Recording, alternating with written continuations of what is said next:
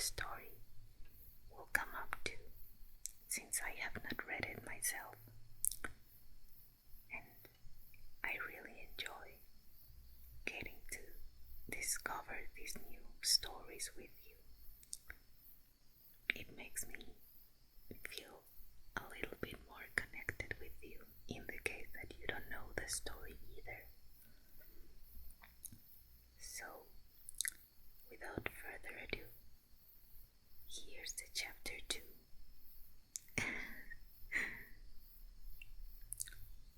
Anna Karenina by Leon Tolstoy, Chapter 2. Stefan Arkadievich was a truthful man in his relations with himself. He was incapable of deceiving himself and persuading himself that he repented of his conduct.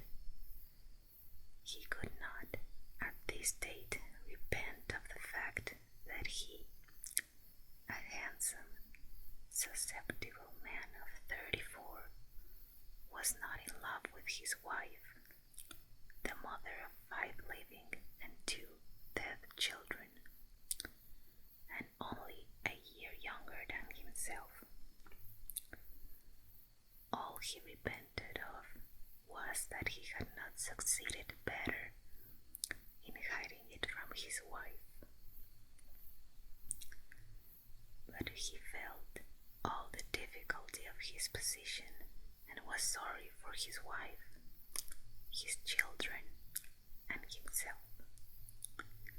Possibly he might have managed to conceal his sins better from his wife if he had anticipated that the knowledge of them would have had such an effect on her.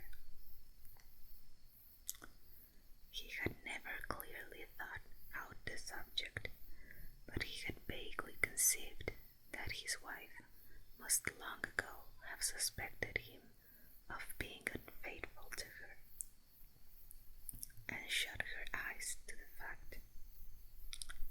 He had even supposed that she, a worn-out woman, no longer young or good-looking, and in no way remarkable or interesting, merely a good mother,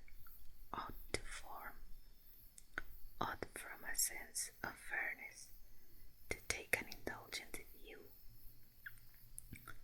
It had turned out quite the other way. Oh, it's awful. Oh dear, awful. Stefan Arkadievich kept repeating to himself, and he could think of nothing to be done. And how well things were going up till now. How well we got on. She was contented and happy in her children. I never interfered with her in anything. I let her manage the children and the house just as she liked. It's true it's bad her having been a governess in her house. That's bad. There's something common, vulgar, in flirting with one's governess. But that governess. He vividly recalled the roguish black eyes of Mademoiselle Holland and her smile. But after all, while she was in the house, I kept myself in hand. And the worst of it all is that she's already. It seems as if ill luck would have it so. Oh, but what is to be done?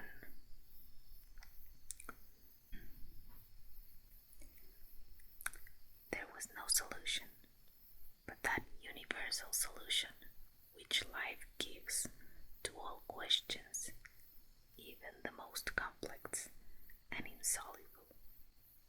That answer is, one must live in the needs of the day. That is, forget oneself. To forget himself in sleep was impossible now, at least till night time. sung by the decanter women, so he must forget himself in the dream of daily life. Then we shall see, Stefan Arkadyevich said to himself, and getting up, he put on a grey dressing gown lined with blue silk, tied the tassels in a knot, and drawing a deep breath of air into his broad, bare chest, he walked to the window with his usual confident step, turning out his feet that carried his full frame so easily. He pulled up the blind and rang the bell loudly. It was at once answered by the appearance of an old friend, his valet, Matvey, carrying his clothes, his boots, and a telegram. Matvey was followed by the barber, with all the necessaries for shaving. "Are there any papers from the office?" asked Stefan Arkadyevich, taking the telegram and seating himself at the looking glass. On the table," replied Matvey, glancing with inquiring sympathy at his master. And after a short pause, he added with a sly smile, "They've sent from the carriage jobbers." Stefan Arkadyevich made no reply. He merely glanced at Matvey in the looking glass. In the glance in which their eyes met in the looking glass, it was clear that they understood one another. Stefan Arkadyevich asked, "Why do you tell me that? Don't you know?" Matvey put his hands in his jacket pockets, thrust out one leg, and gazed silently, good-humoredly, with a faint smile, at his master. "I've told them to come on Sunday, until then not to trouble you or themselves for nothing," he said. He had obviously prepared the sentence beforehand. Stefan Arkadyevich saw Matvey wanted to make a joke and attract attention to himself. Tearing open the telegram, he read it through, guessing at the words, misspelled as they always are in telegrams, and his face brightened. "Matvey, my sister Anna Arkadyevna will be here tomorrow," he said, checking for a minute the sleek, plump hand of the barber, cutting a pink pad through his long curly whiskers. "Thank God," said Matvey, showing by his response that he, like his master, realized the significance of this arrival. That is, that Anna Arkadyevna, the sister he was so fond of, might bring about reconciliation between husband and wife. "Alone with his husband?" inquired Matvey. Stefan Arkadyevich could not answer, as the barber was at work on his upper lip, and he raised one finger. Matvey nodded at the looking glass. "Alone. Is the room to be got ready upstairs?" "Inform Darya Alexandrovna where she orders."